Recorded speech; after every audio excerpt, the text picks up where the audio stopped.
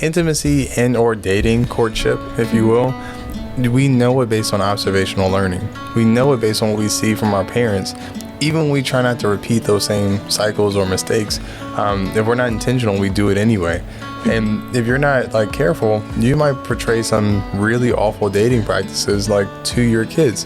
This is like kind of a weird example, but Hugh Hefner, right? So Hugh Hefner, he was the Playboy Mansion owner. Like he was the guy for like 60 years in Hollywood in that area.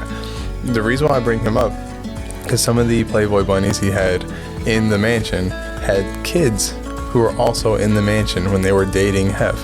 Now, these women were in their 20s and 30s, and Hef was in his 70s and 80s.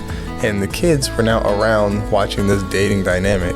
And in many ways, if you watch the documentary like I did, in many ways, the dating dynamic of being, at least in this situation in LA, as a 25, 30-year-old with a 5 or 6-year-old daughter, now dating a man like Hugh Hefner with 5 or 6 other women, dating at the same time, and portraying a family system in the context of the Playboy Mansion that is not necessarily the most conducive environment for raising a child.